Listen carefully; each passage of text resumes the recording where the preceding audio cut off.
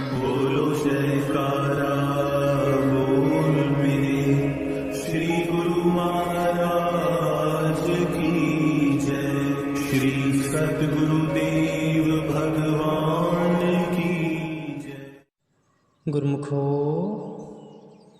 अकल हो जिस कदर जिसकी, वही उसमें समाता है। कदर कीमत जवाहर की जोरी ही बताता है।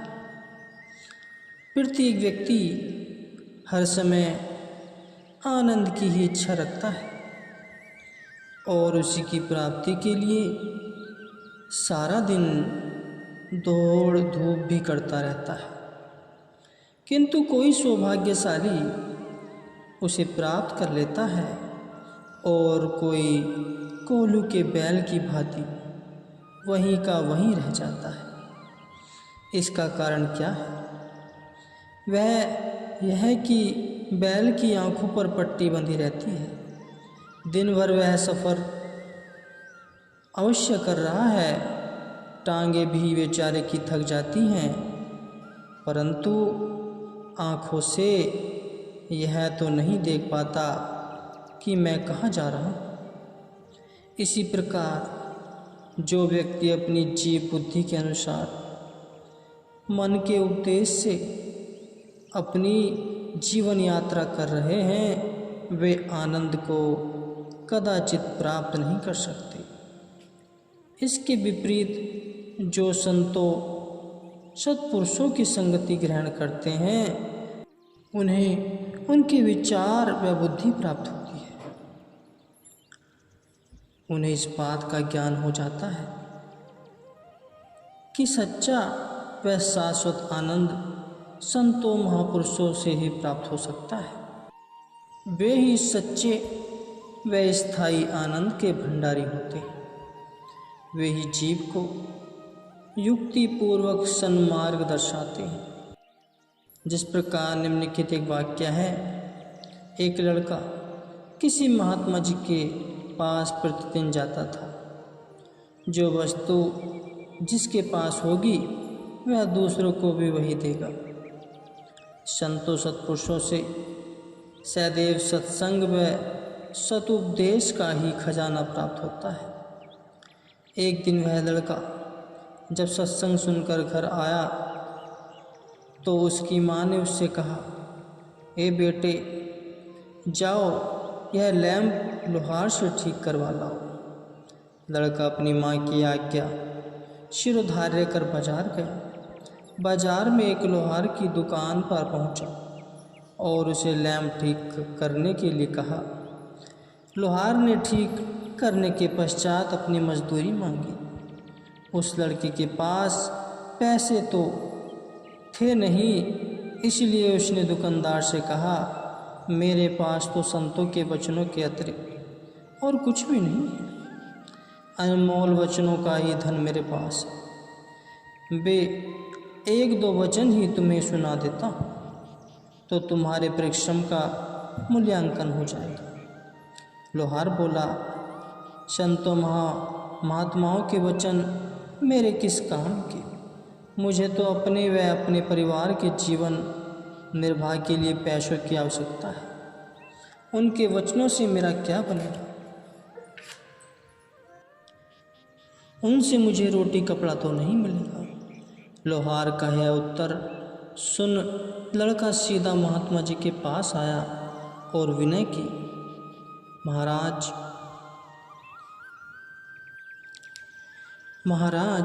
आप तो फरमाते थे कि लाखों रुपए खर्च करने पर भी संतों सत्पुरुषों के वचन की प्राप्ति नहीं होगी।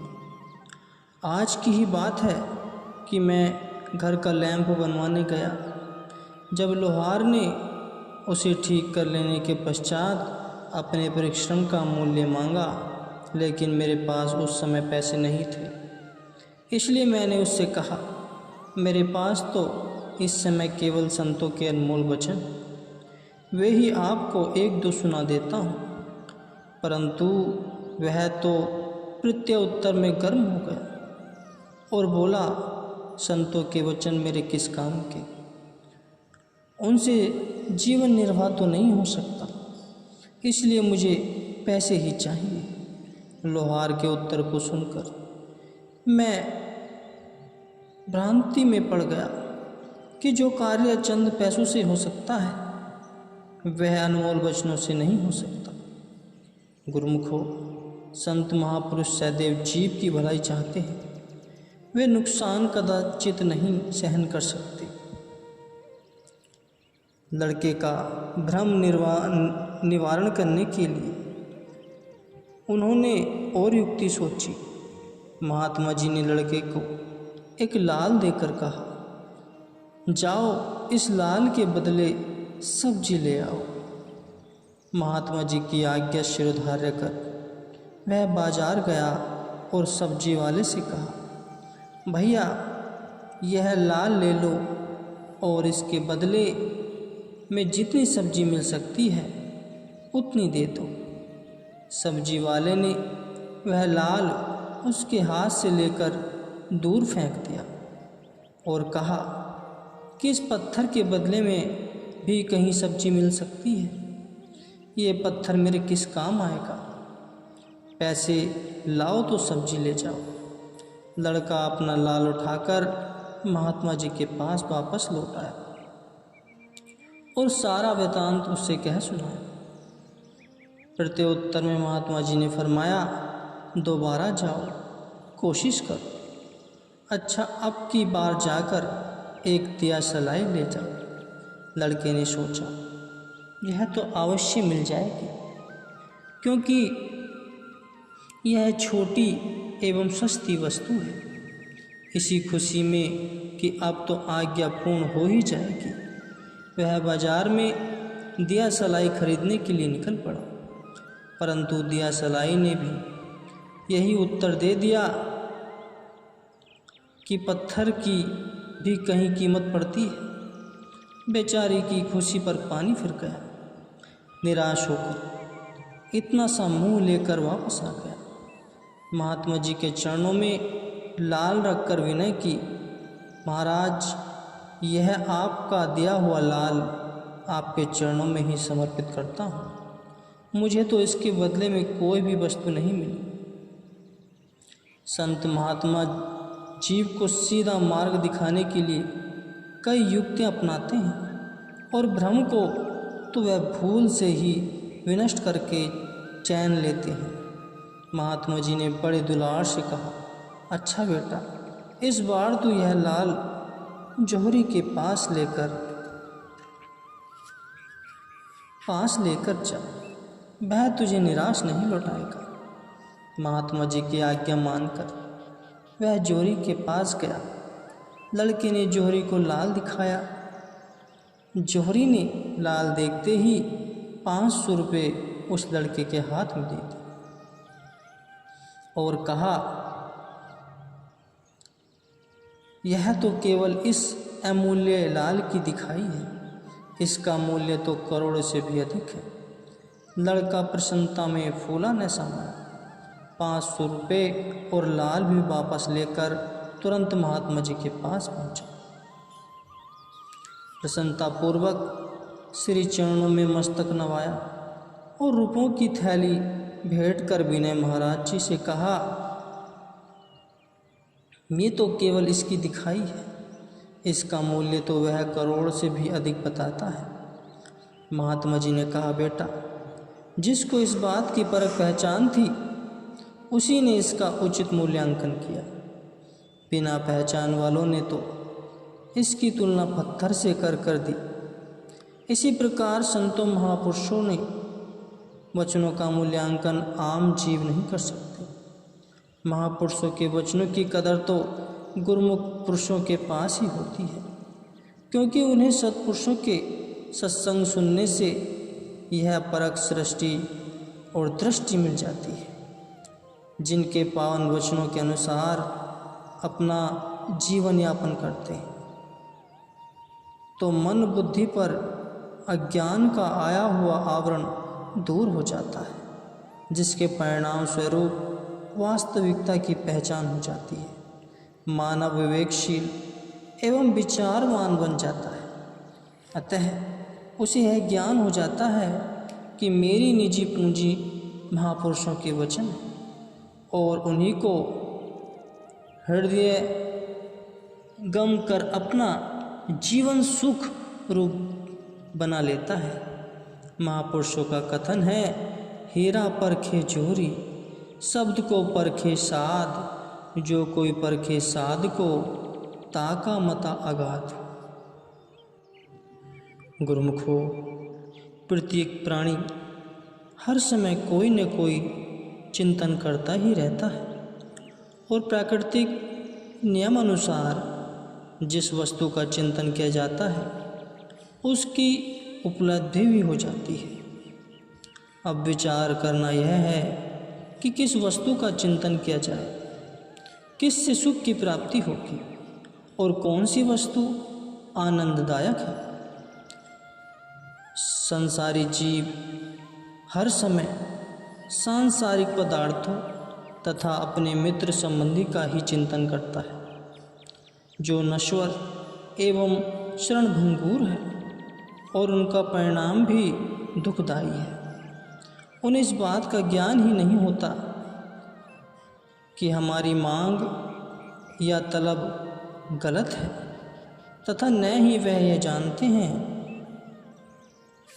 कि ये इच्छाएं हमें मंजिले मकसूद को पाने में अड़चन डालेंगी अथवा दुखों की सामग्री एकत्र कर रहे हैं।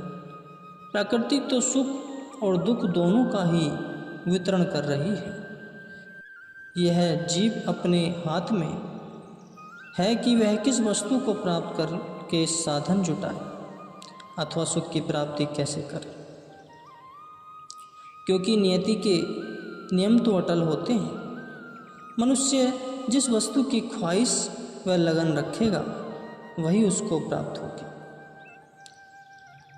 एक बार वैकुंठ धाम में विष्णु भगवान शेषनाग की शैया पर विश्राम कर रहे थे और लक्ष्मी जी उनके चरण दबा रही थी। चरणों की सेवा करते करते उनकी दृष्टि संसार के जीवों की दुखी अवस्था पर जा पड़ी। कोई तन से दुखी है तो कोई मन से और कोई बेचारा उदर पूर्ति के कारण दर दर भटक कर परेशान हो रहा है। संसारी जीवों की ऐसी दीन दशा देखकर लक्ष्मी जी को अति करुणा दया आई और गहरी सोच में पड़ गई। भगवान तो प्रत्येक की पल पल में परिवर्तित होने वाली मन स्थिति को जानते हैं। उन्होंने मुस्कुराते हुए लक्ष्मी जी से पूछा कि तुम इस समय क्या सोच रही हो। लक्ष्मी जी ने उत्तर दिया, हे प्रभु, आप सबके रक्षक हो। आपके भंडार में किसी भी वस्तु का अभाव नहीं है। आप ही सबके दाता व पालनहार हैं, परंतु फिर भी संसारी जीव दुखी क्यों हैं? आप उनको उनकी इच्छा के अनुसार मनोवांछित पदार्थ देकर उनके दुख दूर क्यों नहीं कर देते? भगवान विष्णु बोले, तुम्हारा जीवों के प्रति अति स्नेह प्रतीत होता है और होना भी चाहिए, क्योंकि जगत माता तो कहलाती हो। माता को बच्चे के साथ स्नेह होना स्वाभाविक बात है, इसलिए तुम उनका दुख दूर करने की चेष्टा करो। हम तुम्हें युक्ति बतलाते हैं। भगवान विष्णु ने लक्ष्मी जी को एक बर्तन देते हुए कहा कि इसके भीतर सब कुछ भरा हुआ है। इसमें से प्रत्येक इच्छा पूर्ण हो सकती है। तुम इसे लेकर सबके पास जाओ और जो कुछ भी मांगे निकाल कर दे दो। इस बर्तन में से संसार का कोई भी ऐसा पदार्थ नहीं जो प्राप्त ना हो सके। इतना कहकर प्रभु ने बर्तन लक्ष्मी जी को सौंप दिया, परंतु बर्तन में से एक वस्तु निकालकर अपने चरणों के नीचे छिपा ली। लक्ष्मी जी इस बर्तन को लेकर सब जीवों के पास गई।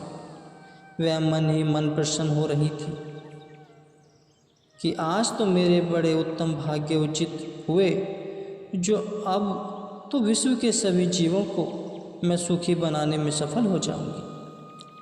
उन्होंने एक एक के पास जाकर मुंह मांगी वस्तु उस बर्तन में से निकालकर उन्हें दे दी। किसी ने धनमाल, किसी ने स्त्री पुत्र, किसी ने शान शौकत, किसी ने महल आदि, अर्थात प्रत्येक व्यक्ति ने अपनी अपनी आवश्यकता व इच्छा के अनुसार प्राप्ति कर ली। लक्ष्मी जी निसंकोच सबकी मनोकामना को पूर्ण करती गई, किंतु सब कुछ देने पर भी जब उनकी अंदरूनी हालत देखी व जब उनसे पूछा गया तो विदित हुआ कि वे लोग पहले से भी अधिक दुखी व विदित हुए हो गए और गमगीन हो गए, परेशान और कष्ट क्लेशों से पीड़ित ही दृष्टिगोचर हो गए थे। यह देखकर लक्ष्मी जी असमंजस में पड़ गई कि उनकी मांग पूर्ण कर देने पर भी वे दुखी हैं। इसका मतलब क्या है? कुछ देर सोचने के पश्चात उन्हें स्मरण हो आया कि प्रभु ने इस बर्तन को देते समय इसमें से कोई वस्तु निकाल ली थी। ऐसा लगता है कि सच्चा सुख व वास्तविक खुशी देने वाली वस्तु वही होगी जिससे जीवों की पूर्ति व उन्हें सुख शांति की उपलब्धि हो सकती है। इस बात का समाधान प्रभु से ही करवाना चाहिए। लक्ष्मी जी लौटकर भगवान के पास आए। प्रभु ने पूछा, क्यों लक्ष्मी, अब तो सारी सृष्टि प्रसन्न हो गई होगी। प्रत्युत्तर में लक्ष्मी जी ने विनय की, प्रभु, सब जीवों को उनकी इच्छानुसार सब पदार्थ दे देने पर भी वे दुखी एवं परेशान हैं। इससे यह विदित होता है कि सुख देने वाली जो असली वस्तु थी वह आपने इस बर्तन में से पहले ही निकालकर श्री चरणों के नीचे रख ली थी। भगवान विष्णु मुस्कुराकर बोले, लक्ष्मी, अगर इन पदार्थों से मनुष्य को सुख मिलता तो संसार में कोई भी व्यक्ति दुखी दिखाई नहीं देता। इन पदार्थों में सुख कहाँ है? सुख तो केवल मेरे चरणों की भक्ति में है। जो जीव भक्ति की इच्छा करता है उन्हें ही यह प्राप्त हो सकती है और वे ही सच्चे सुख के अधिकारी बन सकते हैं। शेष संसार के धन, ऐश्वर्य एवं पदार्थों की इच्छा रखने वाले व्यक्ति सच्चे सुख की प्राप्ति कदापि नहीं कर सकते। दिन रात मनुष्य का तन और मन दोनों ही क्रियाशील रहते हैं, परंतु स्थायी सुख को हस्तगत नहीं कर पाते। इसका मूल कारण यह है कि वे सुख देने वाली मालिक की भक्ति को पाने की चेष्टा नहीं करते। इसलिए महापुरुष बार बार जीव को चेतावनी देते हैं कि तू अपने समय की कदर करके अपने कर्तव्य की पहचान कर अथवा मालिक की भक्ति कर, अपने असली धन को एकत्र कर, उससे वंचित रहकर दुखी व कंगाल मत हो। जैसे परम संत श्री कबीर साहिब जी ने फरमाया है, निज सुख सुमिरन नाम है, दूजा दुख अपार, मनसा वाचा कर्मना, कबीर सुमिरन सार।